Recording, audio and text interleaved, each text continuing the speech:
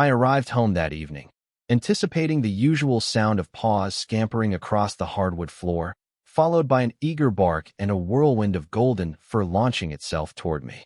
Instead, there was nothing, just an unsettling silence that made the house feel hollow, as if its life had been sucked out. My pulse quickened as I called out, "Max." No answer. A spark of worry flared in my chest. Maybe he was asleep or tucked away in one of his hiding spots, I reasoned. But Max never ignored me, not even when he was bone-tired. I searched every room, every nook, every corner he'd ever claimed as his own. Nothing. Then I saw it. His leash was gone from its usual hook by the door. My stomach sank. I bolted outside, scanning the yard for any trace of my dog. The gate was shut, the fence intact, no signs of a scuffle. It didn't add up. Max couldn't have gotten out on his own. Someone had taken him. A chilling unease washed over me as I tried to figure out who would steal a dog, my dog. Then a dark suspicion crept in. There was one person in the neighborhood who always seemed to have her nose in my business. One woman notorious for making everyone's life a living hell. HOA Linda. I stormed to her house, hammering on her door with enough force to rattle the frame. No response. I pounded again, louder. A curtain twitched in the front window, and moments later, the door inched open. There she was, lips twisted into that smug, signature smirk, arms folded as if she'd been waiting for me. "Can I help you?" she drawled, tilting her head like I was some random nuisance instead of the guy who'd lived 3 doors down for years. "Linda, have you seen Max?" I demanded, my voice tight with barely restrained fury. She blinked, playing dumb. "Max. My dog. He's missing. I came home, and he was gone." "You haven't seen anything?" A slow, knowing smile spread across her face, and that's when I knew. The gleam in her eyes, the way she savored the moment, it was too obvious. Then, in a tone thick with fake pity, she said, "Oh, that's awful. But I did find a stray earlier today. Poor thing looked so lost and neglected. I did what any good neighbor would do. I took him in." My blood boiled. "Max isn't a stray. He's my dog." She shrugged, unfazed. "Well, I don't know about that. He didn't have a tag when I found him. And in this neighborhood, HOA rules are clear. Pets can't roam free without ID. If anything, I performed a public service by rescuing him." I clenched my fists, struggling to keep my breathing steady. "Linda, give me back my dog." She leaned against the doorframe, eyes twinkling with delight. "Oh, I'd love to, but I've already called animal control. They'll decide if he's really a stray. If they think he's abandoned, well, I might just keep him. He seems to like me." My vision blurred with rage. She'd planned this, waited for the perfect moment to snatch Max and wield HOA regulations like a weapon. This wasn't just about the dog, it was personal. Linda and I had locked horns too many times before, and this was her checkmate.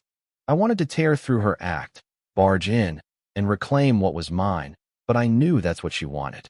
If I snapped, she'd have more fuel to bury me with. So I stepped back, jaw locked, hands trembling. "This isn't over," I growled through gritted teeth. She flashed a saccharine smile. "Oh, I know." And with that, she slammed the door in my face. I stood there, chest heaving, fighting the inferno inside me. Linda had misjudged me if she thought I'd just surrender. I marched home, determined to fight back. For the next hour, I pored over my security footage, combing through every frame from the past day. And there it was, plain as daylight. Linda strolling up to my fence, whistling, luring Max out with a treat. He wagged his tail, trusting as ever, and she clipped a leash on him, walking off like she owned him. My hands balled into fists as I replayed it, the betrayal sinking deeper each time.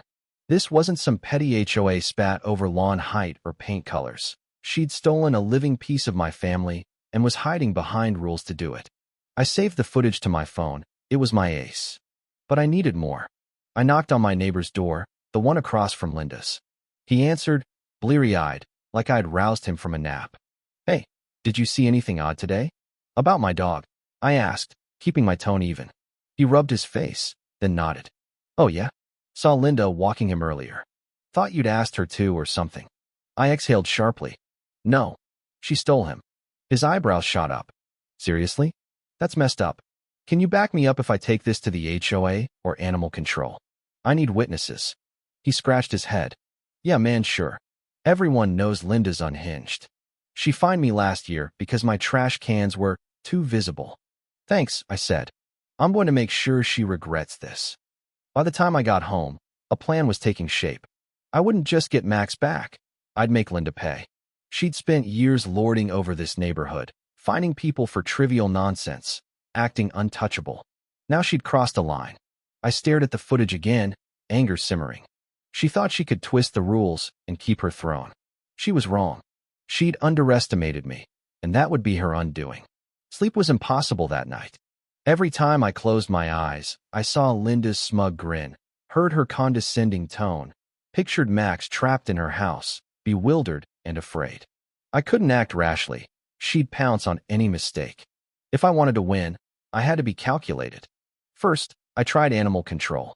Early the next morning, I called, explaining everything and emphasizing the video proof.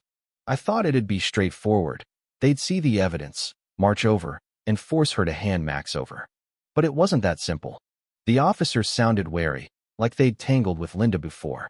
Sir, I get your frustration, but it's not clear-cut. If she has paperwork claiming she adopted the dog, it complicates things. We can't just seize an animal without verifying ownership. She stole him. I snapped. I have footage of her taking him from my yard. I understand, but if she says he was a stray and she acted in good faith, it's a civil matter. You might need to go to court. I hung up, fists clenched so hard my nails bit into my palms. I had proof, but she had bureaucracy and loopholes.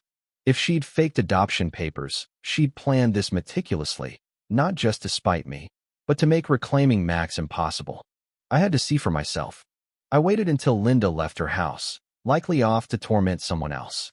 Once she was gone, I walked by her yard, hoping to hear Max's familiar bark. Silence at first, then a faint whimper. My heart clenched. Peering through a gap in her fence, I saw him, Max, lying in her backyard, ears down, tail barely moving. He looked lost, not his joyful self. Normally, he'd leap at the sight of me. Now he just stared, confused. I gripped the fence, tempted to climb over and grab him. But I knew she had cameras. Trespassing would make me the bad guy. I forced myself to step back, whispering, "Hang on, boy. I'll get you out." If legal channels wouldn't work fast, I'd hit her where she'd least expect it. She'd played dirty. Now it was my turn. I dove into the HOA rules, hunting for every violation Linda had ever committed. It didn't take long to find dirt. Years ago, she'd built an unapproved shed, strong-arming the board into overlooking it. Then there were the HOA fees some residents paid, but the totals didn't always add up. She'd been skimming cash. I wasn't alone in my grudge.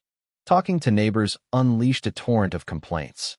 She'd fined one woman for unapproved window blinds, forced a family to remove a too rustic birdhouse. Everyone had a story. Slowly, I turned the tide against her. Next, I compiled everything: evidence, neighbor accounts, the video, and posted it to the neighborhood Facebook group. I laid out her abuses, hypocrisy, theft, and financial discrepancies. The response was instant. Fury erupted in the comments as residents piled on their own tales. Linda tried damage control with a rambling post about community betterment, accusing me of slander. Too late. The momentum had shifted. Then the knockout punch. Board members contacted me privately. They'd long suspected her of misusing funds, but feared her wrath. With the video and public outrage, they had leverage. An emergency HOA meeting was called. Linda had no clue what was coming. The night before, I saw her pacing her porch, phone to her ear, frantic. She'd ruled through intimidation, but now she was scrambling. At the meeting, I presented the footage. Gasps and murmurs filled the room as Linda's theft played out. She tried to interrupt, but the board silenced her. Neighbors spoke up, airing years of grievances. It was a methodical unraveling of her reign. She looked terrified, finally powerless. The vote was unanimous.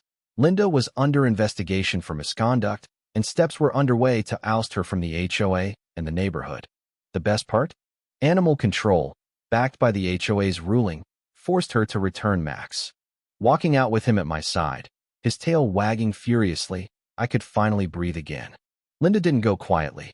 She slapped me and others with petty violation notices, My trash bins were out too long. They weren't. It was a desperate power grab. I confronted her as she strutted around with her clipboard. Cut it, Linda. You're done. She smirked, adjusting her sunglasses. I enforced the rules. You think you've won? I'll still be here when this blows over. You stole my dog, I said, stepping closer. Prove it, she taunted. I held back. She wanted me to crack. Instead, I dug deeper, contacting former residents. Their stories were grim. Fines driving families out, falsified reports, even a buried lawsuit over embezzlement. I took it all to the board with a warning. Act, or you're complicit. At the next meeting, they laid out her crimes: fraud, harassment, theft. She stammered, "You can't do this." But the evidence crushed her. She was stripped of her role and given 30 days to leave. She glared at me, hissing, "You did this." I stared back. "You did this to yourself." Max came home that day.